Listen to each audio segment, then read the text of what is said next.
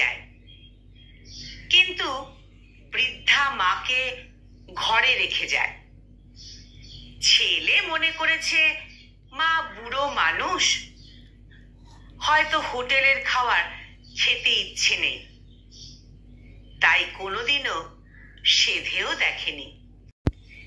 একদিন নাতি বায়না ধরল, দাদিকেও আজ সাথে নিয়ে যেতে হবে। অনিচ্ছা সত্ত্বেও বুড়ো মাকে নিয়ে যেতে হলো সাথে।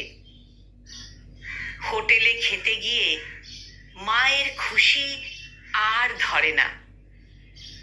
নাতির সাথে মিলে খুবই আনন্দের সাথে সব কিছু চেটে পুটে খেলেন।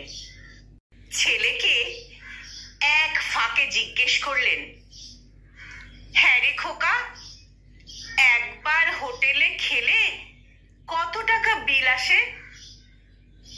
ওটা জেনে তোমার কি লাভ?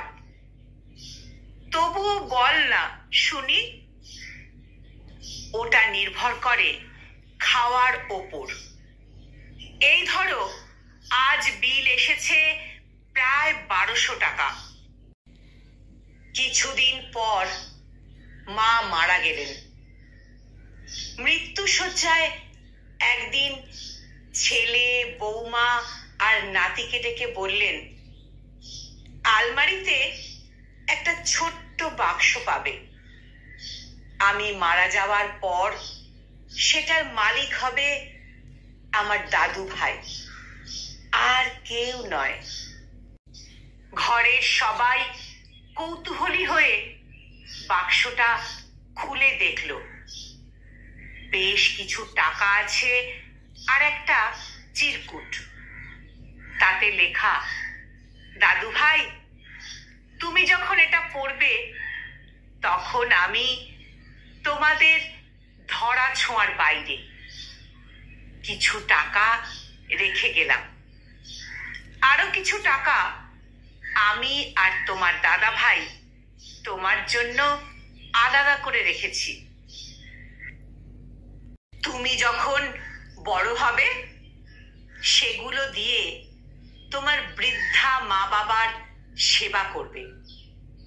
ফাঁকে ফাঁকে তাদের বেড়াতে নিয়ে যাবে, মাঝে মধ্যে বাইরে কোথাও খেতে নিয়ে যাবে।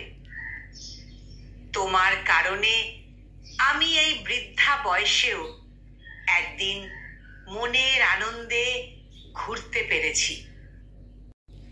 মনের আনন্দে ঘুরতে পেরেছি, বাইরে খেতে পেরেছি।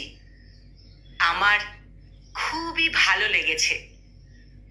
আমাকে যেমন আনন্দ দিয়েছ, বাবা মাকেও তেমনই আনন্দ দিও। কেমন? মনে থাকবে তো? সংকলিত এই কবিতাটির কণ্ঠ প্রয়াসে আমি নিবেদিতা।